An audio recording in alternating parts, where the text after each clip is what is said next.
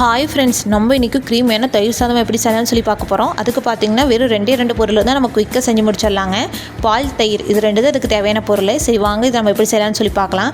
அதுக்கு ஒரு கடாய் வச்சுட்டு கடாய் நல்லா ஹீட் ஆனதுக்கப்புறமா 2 ஸ்பூன் ஆயில் ஆட் பண்ணிக்கோங்க. ஆயில் நல்லா ஹீட் ஆனதையும் கடுகு, கடலைப்பருப்பு, உளுந்தம்பருப்பு, நீலவாக்கில் நறுக்கின பெரிய வெங்காயம், 4-5 வரமிளகாய், ஒரு பொடியாக நறுக்கின பச்சை மிளகாய், 4-5 கருவேப்பிலை, கொஞ்சமாக பொடியாக நறுக்கின இஞ்சி, அதுக்கு தேவையான உப்பு சேர்த்து வதக்கிட்டிங்கன்னா நம்மளோட தாளிப்பு ரெடி.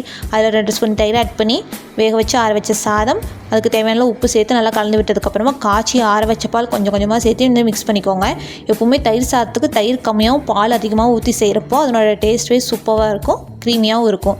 ஃபைனலி கொத்தமல்லி தழை தூவி சர்வ் பண்ணிங்கன்னா நம்மளோட தயிர் சாதம் ரெடி. இதுக்கு பக்கமான சைட் டிஷ்ஷுன்னு பார்த்தீங்கன்னா கோவக்காய் ஃப்ரை அண்ட் மாங்காய் ஊறுகாய் தாங்க. ஆல்ரெடி நம்ம சேனலில் இது ரெண்டுக்கான டீட்டெயில் வீடியோ இருக்குது, ஃப்ரீயாக இருக்கிறப்ப செக் பண்ணி பாருங்கள்.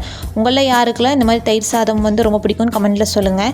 எத்தனை சாப்பாடு சாப்பிட்டாலும் இந்த தயிர் சாதத்துக்கு இணையானது வேறு எதுவுமே இல்லைங்க. ஓகே ஃப்ரெண்ட்ஸ், இன்னொரு வீடியோவில் பார்க்கலாம்.